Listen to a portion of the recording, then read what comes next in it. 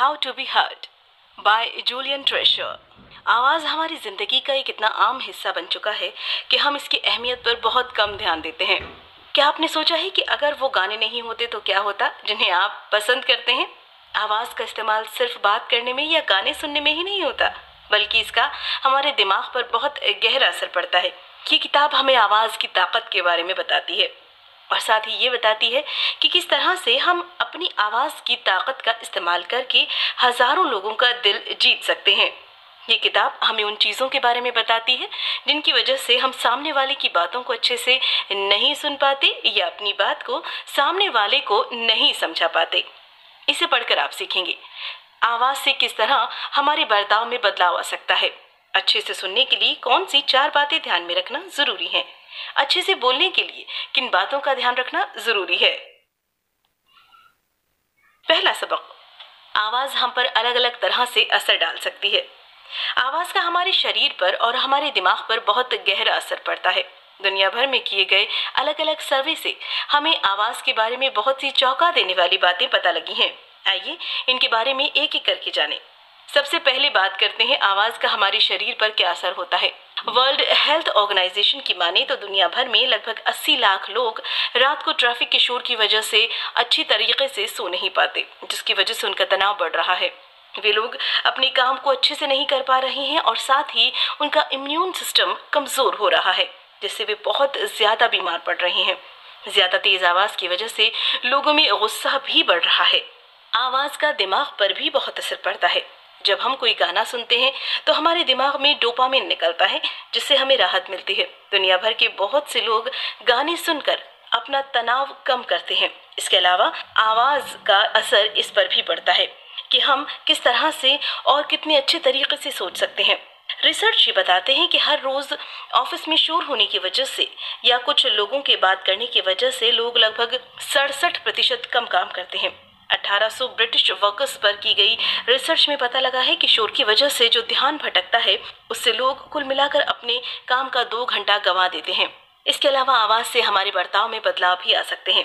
California के Lancaster शहर के मेयर आर रेक्स पेरिस ने पूरे शहर में स्पीकर लगा दिए थे, जिसमें चिड़िया के गाने की या पानी के बहने की धुन बजती रहती थी। इससे वहां पर होने वाले अपराधों में 15% की गिरावट आई। ये सारी आवाजें हमारे मन को शांत करती हैं, जिससे हिंसा की भावना दब जाती है। दूसरा सबक, बहुत सी ऐसी बातें हैं जिससे हम सामने वाले की बातों को अच्छे से नहीं समझ पाते। क्या आपने कभी किसी एक आम सी चीज को बहुत बढ़ा चढ़ाकर बताते हुए सुना है? बहुत से लोग एक आम जूते को बहुत शानदार कहते हैं। इससे शानदार शब्द का असली मतलब खो जाता है। जब इस तरह से किसी आम चीज के लिए हम उन शब्दों का इस्तेमाल करने लगते हैं जिनका इस्तेमाल खास चीजों के लिए किया जाता है, तो उन शब्दों की ताकत कम हो जाती है।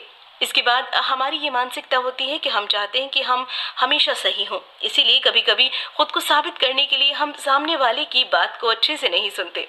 यूएस और कनाडा में किए गए एक रिसर्च में ये देखा गया है कि एक डॉक्टर अपने मरीज की बात को अच्छे से नहीं सुनता और उसकी बात को लगभग 18 सेकंड पर काट देता है। इस तरह से डॉक्टर कभी कभी असल समस्या को जान ही नहीं पाते। बहुत से लोग दूसरों को खुश करने के लिए वो नहीं जो असल में बोलना चाहते हैं, वे वो बोलते हैं जो सामने वाला सुनना चाहता है।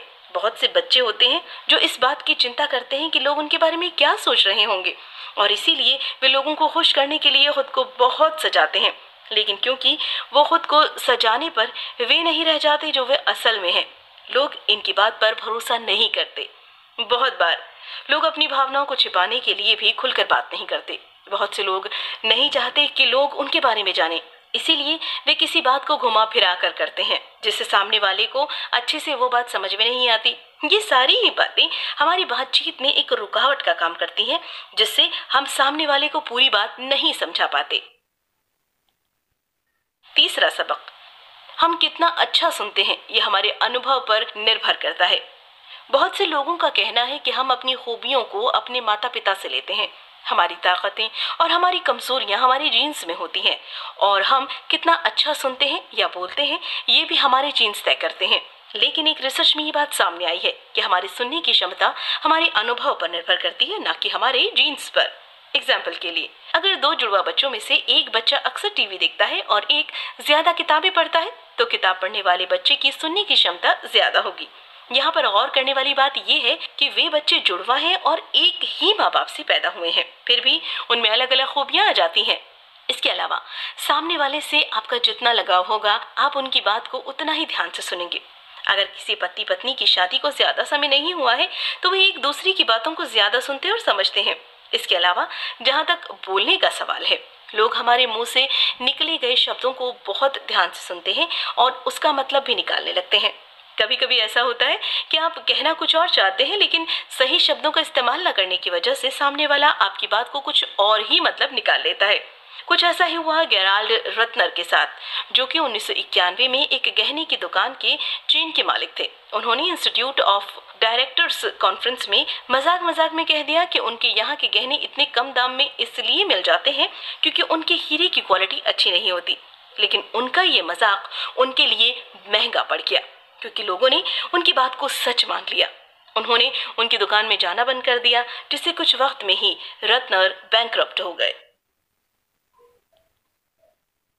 चौथा सबक, सामने वाले की बातों को अच्छे से सुनने के लिए उसे अपना पूरा ध्यान दीजिए। बहुत से लोगों को एक बार बताने पर पूरी बात समझ में नहीं आती।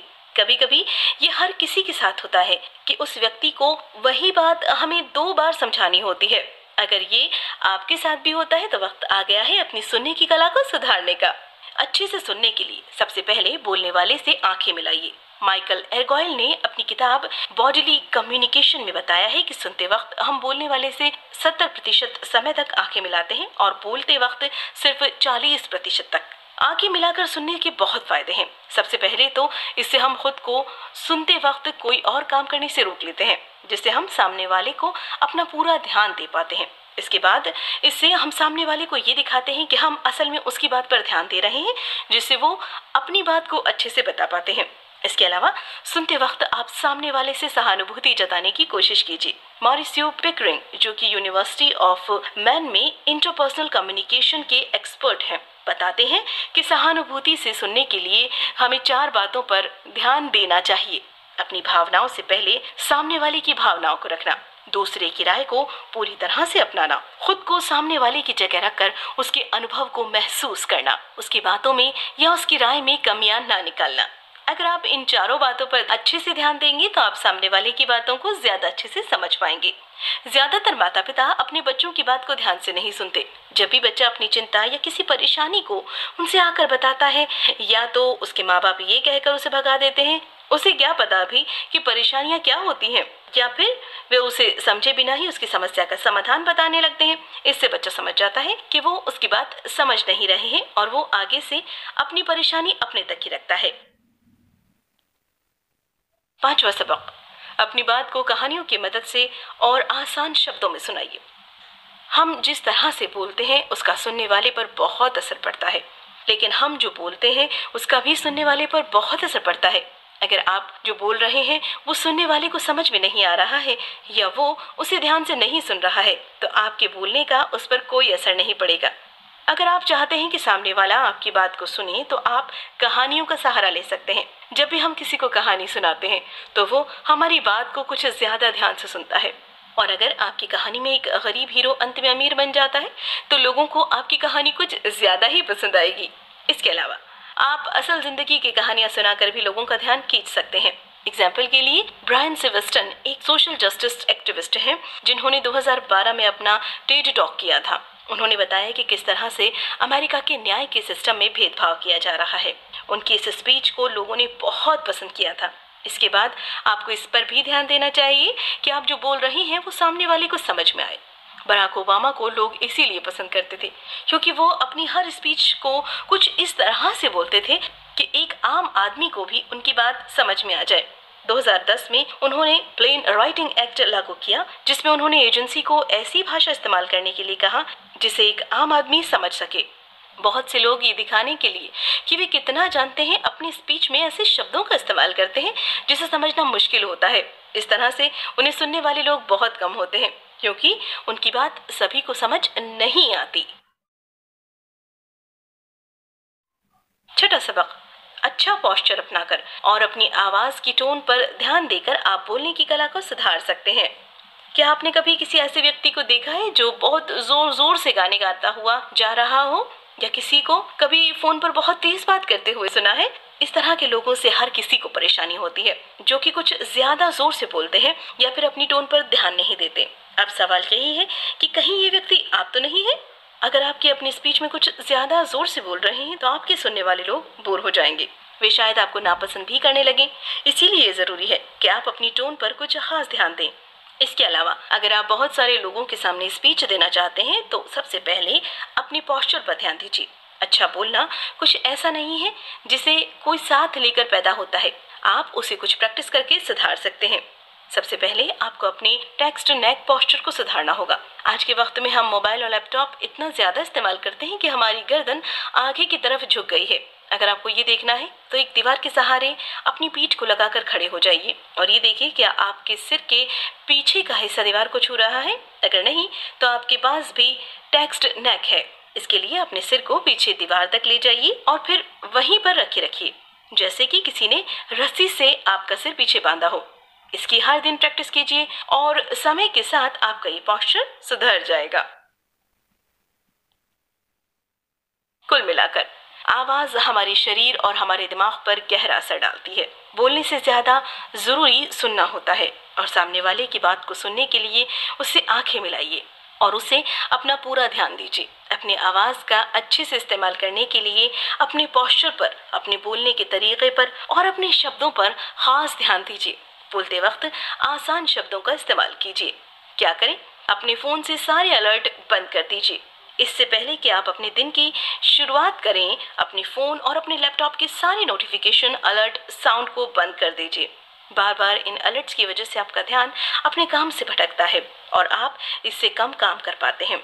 अपने सारे ईमेल्स या मैसेजेस को चेक करने के लिए खुद को समय दीजिए और उसी समय में ये सारे काम कर लीजिए।